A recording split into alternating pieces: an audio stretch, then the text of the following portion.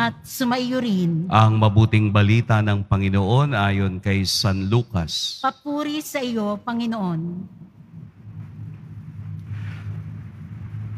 Noong panahong iyon, umalis si Jesus sa sinagoga at nagtungo sa bahay ni Simon.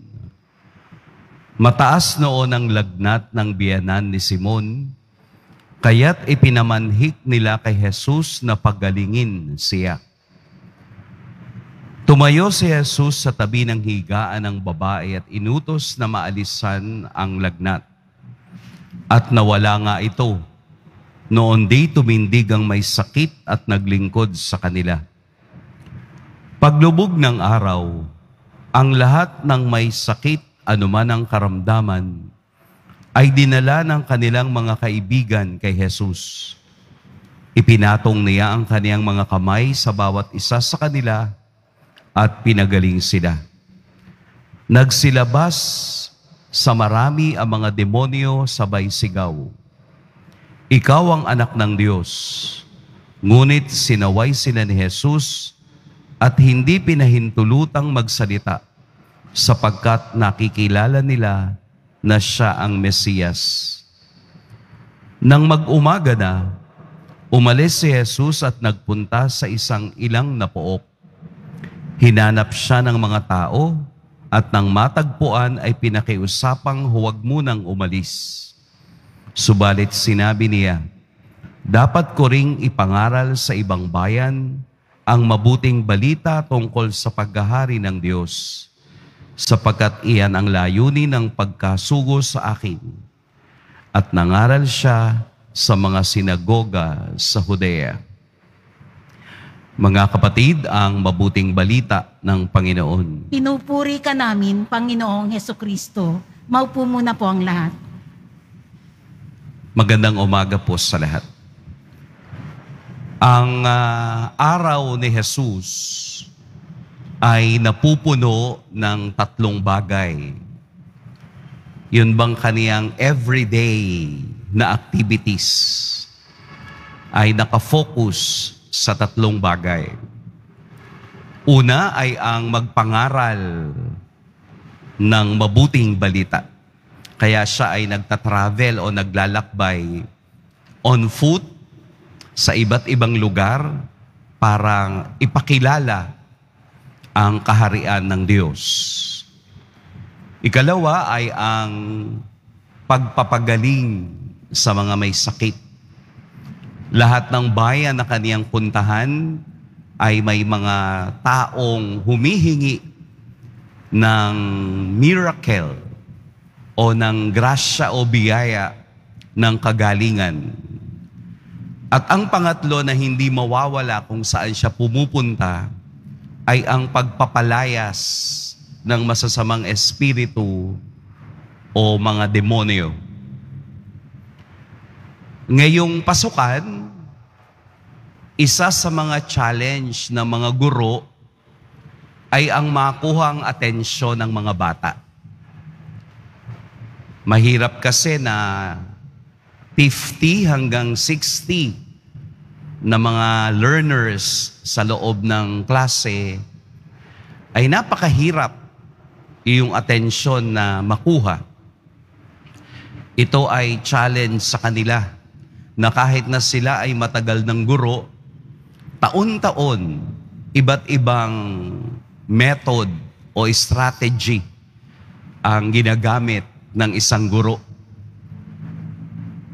Sa umpisa ng klase, ang isang guro ay magse-set up ng batas para yung kaniyang buong klase ay alam ang hudyat kung ano ang dapat sundin.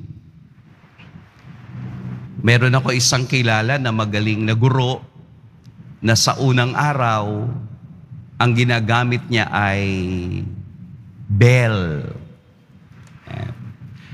Pag pinindot niya ng isa, warning. Pag dalawa, ting-ting, listen. Pag pangatlo na, medyo galit na yun siya. So hindi niya kailangan magsalita. Yung bell pa lang ay magsasalita na para sa kanya. Yun ang kaniyang strategy. And it works. Kaya napakaganda ng kaniyang pag-handle sa kaniyang klase. Bakit ko sinasabi sa inyo? Dahil dito sa ating ebanghelyo ni San Lucas, ito ang hudyat ni Jesus na siya ay naparito para magpagaling ng mga may sakit. Ito ang kauna-unahang physical healing na ginawa ni Jesus sa ebanghelyo ni San Lucas. Ibinabahagi sa atin na ang unang taong kaniyang pinagaling ay biyanan ni Simon Pedro. At dahil doon, nalaman ng mga ibang tao na may nagpapagaling at dinala ang lahat ng may sakit at ang lahat ng napatungan ng kaniyang kamay ay gumaling. Ikalawa, nakita rin natin sa ebanghelyo kung papaano niya palayasin ang demonyo sa tao. At ang pangatlo na parte ng ebanghelyo ay yung pinatitigil na siya ng mga tao doon sa kanila. Pero ang sabi ni Jesus, kailangan ko ring pumunta sa ibang lugar upang sila rin naman ay makarinig ng balita tungkol sa paghahari ng Diyos.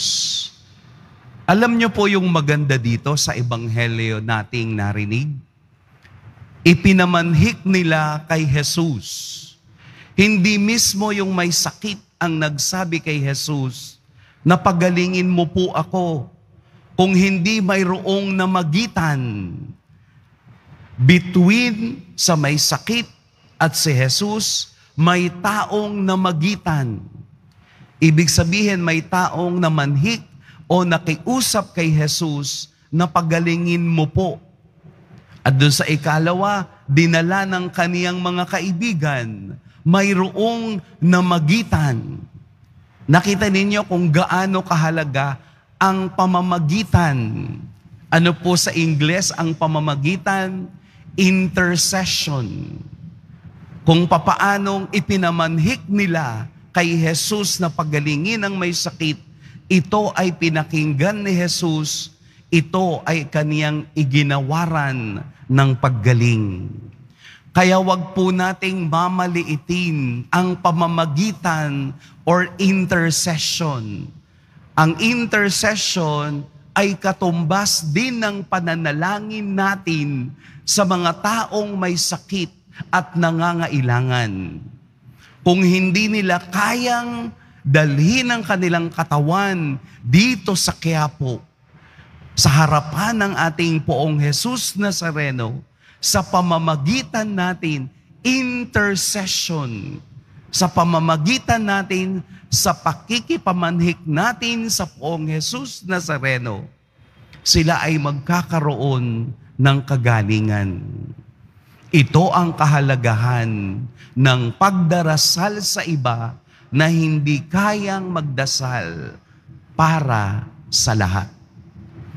Tayo ay binibigyan ng halimbawang nakikinig ang Diyos, nakikinig ang Poon sa mga dalangin dala-dala natin para sa iba. Kaya ang ebanghelyo ay pagpapakita na anumang pangangailangan ng tao ay bibigyang pansin ng Diyos dahil isa ito sa kaniyang misyong magpahayag palagi ng mabuting gawa kasama ng mabuting salita. Nawa ang lahat ng ating panalangin sa araw na ito ay ipamanhik natin sa Diyos. Lahat ng may sakit ay ating ipanalangin.